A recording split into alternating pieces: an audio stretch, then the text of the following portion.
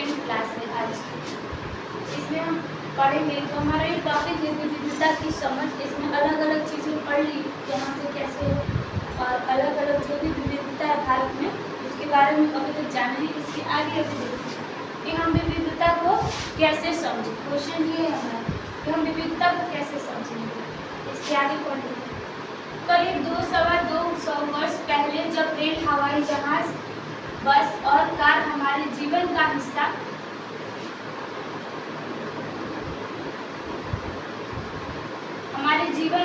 नहीं थे, तब भी लोग संसार के एक भाग से दूसरे भाग की यात्रा करते थे। वे पानी के जहाज से घोड़ों या ऊंट पर बैठकर जाते या फिर पैदल चलकर। मतलब यहाँ पर पहले समझा रहे थे हम विविधता को कैसे समझे। उसमें दूसरी चीज़ ये बता रहे कि पहले करीब 200 वर्ष पहले, मतलब जब यातायात के साधन में हवाई जहाज नहीं थी और यानी कि प्लेन, कार, ये सारी चीज़ें हमारे जीवन में जब नहीं थी, तब भी तो यात्रा होती थी, लेकिन उसका तरीका दूसरा था। उस टाइम पर अगर लंबी यात्रा करनी थी तो जहाज, इसका हम समुद्र का रास्ता मतलब उसका अपनाते थे, जहाज का, पानी के जहाज में घोड़े, ऊंट पर, हाथी, इन सब चीज़ों को यातायात के साधन के रूप में पहले ज़्यादा यूज़ किया जाता था। उसके बाद धीरे धीरे टेक्नोलॉजी बढ़ती गई, धीरे धीरे कार, बाइक, साइकिल, ये सारी चीज़ें, फिर प्लेन, ये सारी चीज़ें हमारे जीवन में आने लगी। इसका उपयोग करने लगे। अक्सर ही यात्राएं खेती और बस्ती के लिए नई जमीन की तलाश में या फिर व्यापार के लिए की जाती थी। क्योंकि यात्रा में बहुत समय लगता था, इसलिए लोग नई जगह पर अक्सर काफ़ी लंबे समय तक ठहर जाते थे। इसके अलावा सूखे और अकाल के कारण भी कई बार लोग अपना घर बार छोड़ देते थे। उन्हें जब पेट भर खाना तक नहीं मिलता था तो वे नई जगह जाकर बस जाते थे। कुछ लोग काम की तलाश में और कुछ युद्ध के कारण घर छोड़ देते थे। इसमें ये बता रहे कि जो ये सारी यात्राएं जैसे हमने मतलब घोड़े को यूज़ किया और ऊँटों को यूज़ किया, तो ये ज़्यादातर यात्राएं खेती और बसने के लिए मतलब करते थे। एक जगह से दूसरी जगह इन सबको अपना साधन बनाते थे यात्रा का, और एक जगह से दूसरी जगह जाके मतलब बसते थे। आजकल बहुत दूर दूर लोग जाकर इसलिए बसते हैं, पढ़ाई के लिए और व्यापार के लिए, बिजनेस में, इन सब चीज़ों के लिए एक जगह से दूसरी जगह जाकर लोग बस रहे हैं। तो वही यहाँ पर समझाने की कोशिश कर रहे कि खेती और बसने के लिए नई जमीन तलाश में या फिर नई जमीन की तलाश में या फिर व्यापार के लिए की जाती थी।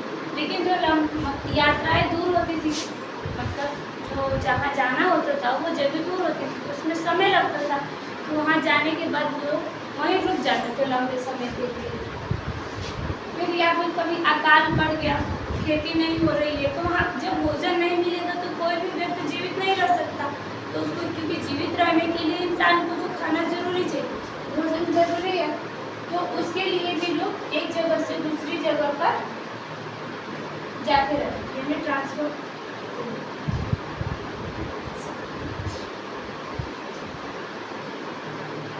लोग जब नई जगह में बसना शुरू करते थे तो उनके रहन सहन में थोड़ा बदलाव आ जाता था।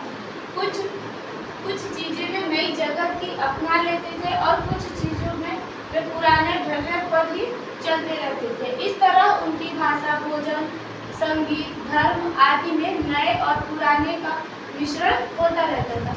उनकी संस्कृति और नई जगह की संस्कृति में आदान प्रदान होता और धीरे धीरे एक मिश्रित यानी मिलती जुलती संस्कृति उभरती। यहाँ हमें मतलब साफ शब्दों में ये समझा रहा है कि जब एक जगह से दूसरी जगह जाते हैं कोई भी, तो उसके रहन सहन में बदलाव होता है, उसकी भाषा में बदलाव हो जाता है। जैसे एक जगह से अगर हम एग्जाम्पल में अभी कर लें कि कोई गांव में रह रहा है, यहाँ से पढ़ने के लिए वो दूसरी जगह किसी शहर गए, जब वो शहर में पढ़ने के लिए गया तो सिर्फ वो पढ़ाई ही नहीं करता, यानी कि उसके चलने के तरीके बदलते, लोगों को देख के उनके साथ बैठने का, पढ़ाई करने का, उनकी भाषा में, उसके पहनावे में, हर चीज़ में चेंजमेंट आती है।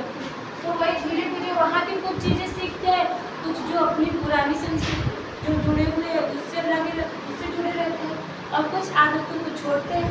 इसलिए इस प्रकार उसके जीवन में मिली जुली मतलब मिश्रित संस्कृति उभरती है।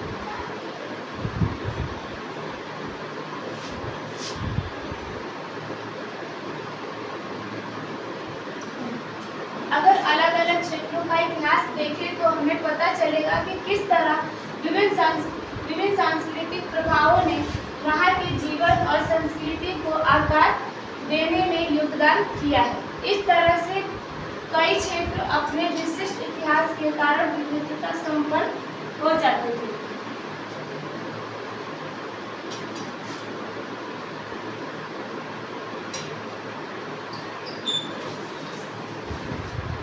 ठीक इसी प्रकार लोग अलग अलग तरह की भौगोलिक स्थितियों से किस प्रकार सामंजस्य बैठाते हैं, उससे भी विविधता उत्पन्न होती है। उदाहरण के लिए समुद्र के पास रहने में और पहाड़ी इलाकों में रहने में बड़ा फर्क है।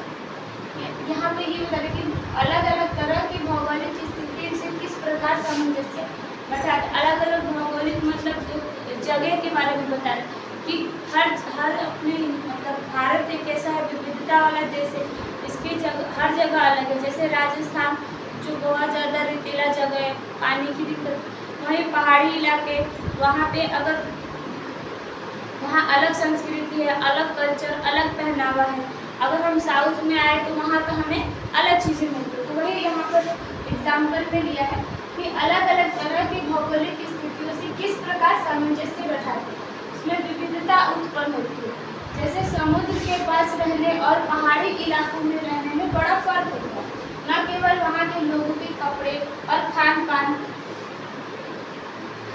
की आदतों में फर्क होगा, बल्कि जिस तरह का काम वह करेंगे वे भी अलग अलग होंगे। दोनों जगह का सिचुएशन अलग है, वहाँ का पहनावा अलग है, वहाँ का कल्चर अलग है, तो उनके काम भी अलग अलग होंगे। दोनों का काम एक जैसा नहीं, उसमें भी फर्क होगा।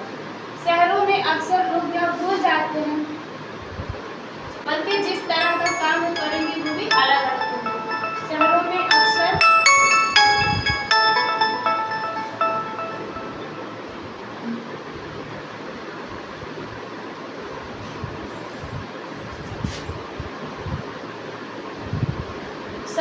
अक्सर लोग यह भूल जाते हैं कि उनका जीवन उनके भौतिक वातावरण से किस तरह गहराई से जुड़ा हुआ है। ऐसा इसलिए कि शहरों में लोग पहले ही अपनी सब्जी या अनाज उगाते हैं, वे इन चीज़ों के लिए बाजार पर ही निर्भर रहते हैं। ये हमें समझा रहे कि शहर में अक्सर लोग भूल जाते हैं कि जो उनका कल्चर, उनका जो जीवन है वो भौतिक से कैसे जुड़े हुए हैं, क्योंकि वो बहुत सी चीज़ों को बस सब्जी मतलब मार्केट की चीज़ों पे ज़्यादा निर्भर रहते हैं, उगाने पे इतना ध्यान नहीं देते। उन्हें सब्जी चाहिए तो जाके मार्केट से लाएंगे, उन चीज मतलब बाजार पे ज़्यादा निर्भर होते हैं। आइए भारत के दो भागों लद्दाख और केरल के उदाहरण के जरिए यह समझने की कोशिश करें कि किसी क्षेत्र की विविधता पर उसके ऐतिहासिक और भौगोलिक कारकों का क्या असर पड़ता है। यानी अगर हम लद्दाख का देखें तो सबसे ऊपर यानी कि नॉर्थ में पड़ता है, और केरल देखें तो हम बिल्कुल साउथ में देखेंगे। तो दोनों के कल्चर, दोनों का पहनावा, दोनों का खान पान, दोनों का एनवायरनमेंट, हर चीज़ अलग अलग होगा। जहाँ एक जगह बहुत ज़्यादा ठंड है तो एक जगह नॉर्मल है, वहाँ पे खाना पकाना बहुत मुश्किल है तो यहाँ नॉर्मली बना सकते हैं। तो दोनों के हर चीज़ में अलग होगा। हम एक एग्जाम्पल के रूप में इसको समझते हैं।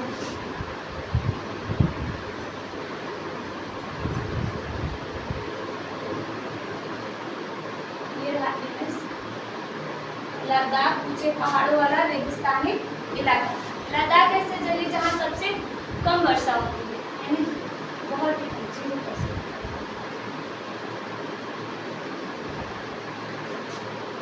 लद्दाख जम्मू और कश्मीर के पूर्व में पहाड़ियों में बसा एक रेगिस्तानी इलाका है। यहाँ पर बहुत ही कम खेती संभव है क्योंकि इस क्षेत्र में बारिश बिल्कुल नहीं होती है।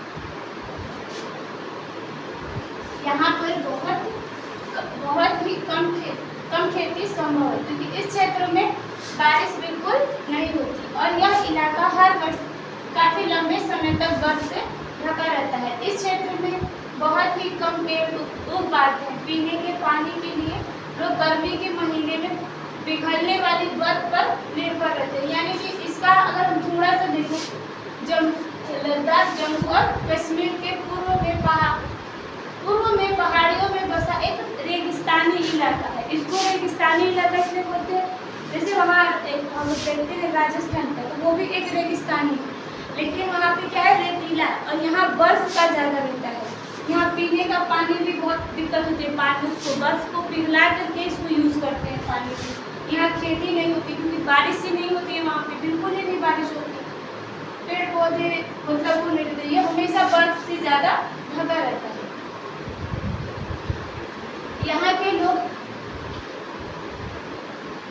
के लोग एक खास किस्म की बकरी पालते हैं जिसमें पश्मीना ऊन मिलता है।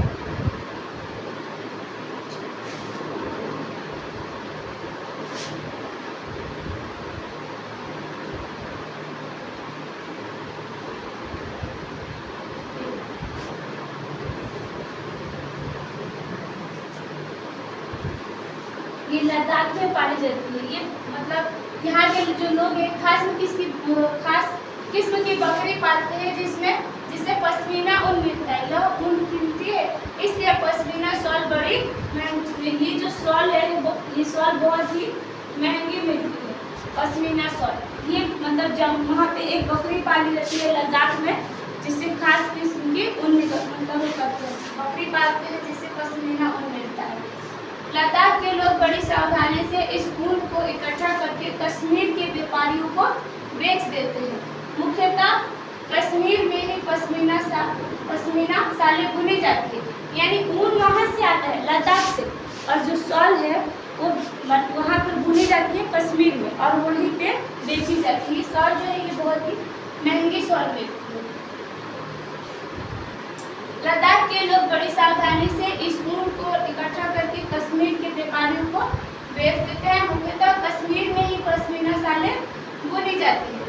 यहाँ के लोग दूध से बने पदार्थ जैसे मक्खन, चीज, खास तरह का छेना एवं मांस खाते हैं। हर एक परिवार के पास कुछ गाय, बकरी और याक होती है। ये देखिए पश्मीना शॉल कैसे बुना जाता है।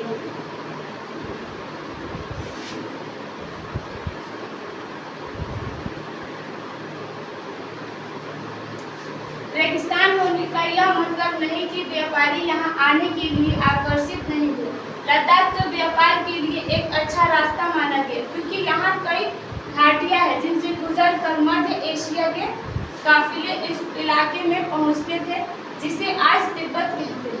ये काफिले अपने साथ मसाले, कच्चा रेशम, दरिया आदि लेकर चलते थे। लद्दाख के रास्ते ही बौद्ध धर्म तिब्बत पहुंचा। ये देखिए इम्पोर्टेंट पॉइंट।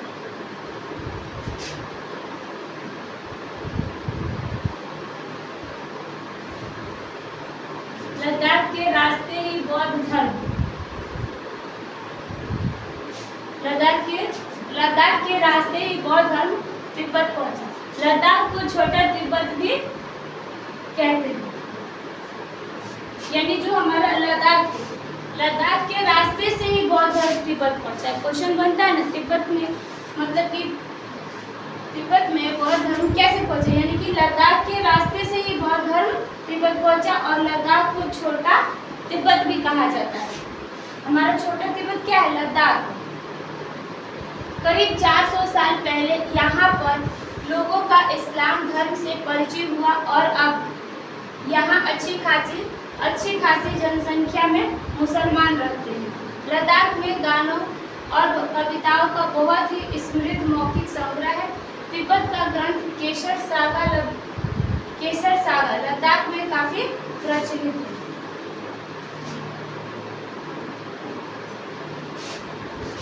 तिब्बत का ग्रंथ केसर सागा लद्दाख में काफी प्रचलित है। उसके स्थानीय रूप को मुसलमान और बौद्ध दोनों ही लोग गाते हैं और उस पर नाटक खेलते हैं।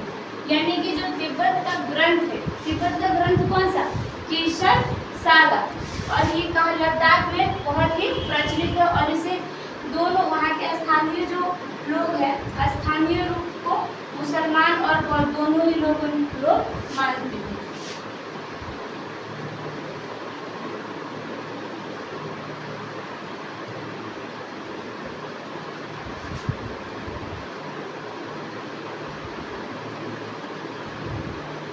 ये रहा हमारा लद्दाख और एग्जाम्पल। लद्दाख और केरल दोनों के बारे में पढ़ना था एग्जाम्पल के रूप में। तो लद्दाख में तो देखिए कि वहाँ पे किस किस चीज़ों को दिखाई गया कि रेगिस्तानी इलाका, जैसे बारिश का वहाँ पे ज़्यादा वो बर्फ से ढका रहता है।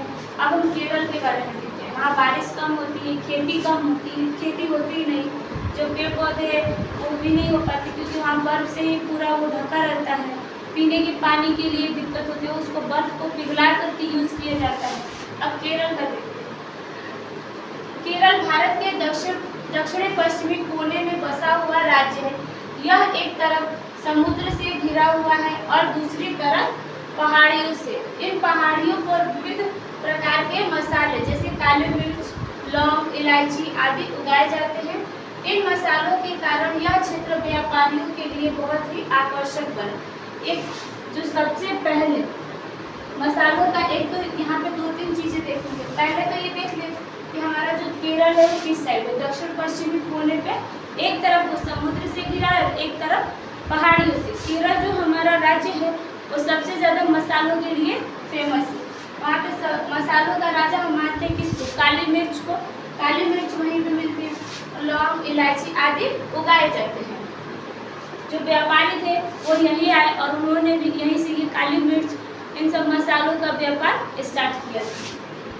सबसे पहले केरल के कालीकट तट पे ही आए। सबसे पहले अरबी एवं यहूदी व्यापारी केरल आए। सबसे पहले कौन आए, एक अरबी और दूसरा यहूदी। ऐसा माना जाता है कि ईसा मसीह के धर्मदूत संत थॉमस लगभग 2000 साल पहले यहाँ आए। भारत में ईसाई धर्म लाने का श्रेय उन्हीं को जाता है। अरब से कई व्यापारी यहाँ आकर बस गए। इब्न बतूता ने जो करीब 700 साल पहले यहाँ आए, अपने यात्रा वृत्तांत में मुसलमानों के जीवन का विवरण देते हुए लिखा है कि मुसलमान समुदाय की यहाँ बड़ी इज्जत थी। ये कौन लिखा है, इब्न बतूता। इब्न बतूता भी यहाँ आए केरल में, कब, करीब 700 साल पहले। और उसी में लिखा है कि ये मुसलमान समुदाय की यहाँ बड़ी इज्जत थी।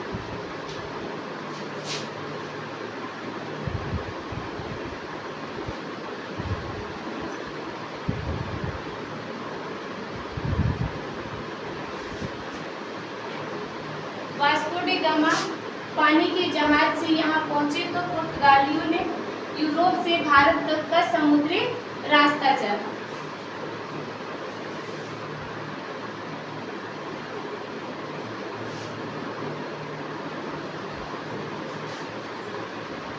वास्को डी गामा पानी के जहाज से यहाँ आया तो ये पुर्तगालियों ने यूरोप से भारत तक का समुद्री रास्ता चला। पुर्तगाली यहाँ से जो मसालों को ले गए और ब्रिटेन में इसका मतलब दूसरी वहाँ पे ले जाकर इसका व्यापार करने लगे।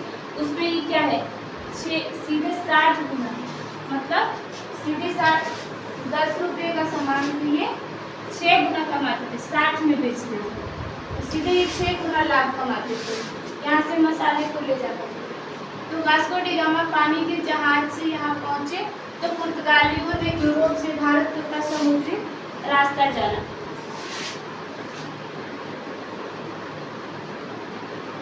इन सभी ऐतिहासिक प्रभाव के कारण केरल के लोग विभिन्न धर्मों का पालन करते हैं, जिनमें यहूदी, इस्लाम, ईसाई, हिंदू एवं बौद्ध धर्म शामिल हैं। चीन के व्यापारी भी केरल आए। यहाँ पर मछली पकड़ने के लिए जो जाल इस्तेमाल किए जाते हैं वे चीनी जालों से हूबहू मिलते हैं और उन्हें चीना वाला कहते हैं। तलने के लिए लोग जो बर्तन इस्तेमाल करते हैं उसे चीना चट्टी कहते हैं।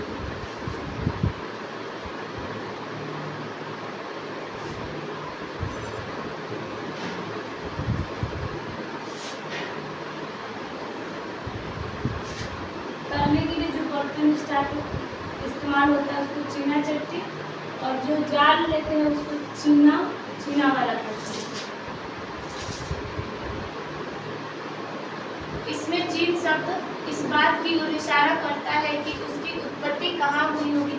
केरल की उपजाऊ जमीन और जलवायु चावल की खेती के लिए बहुत उपयुक्त है और वहाँ के अधिकतर लोग मछली, सब्जी और चावल खाते हैं।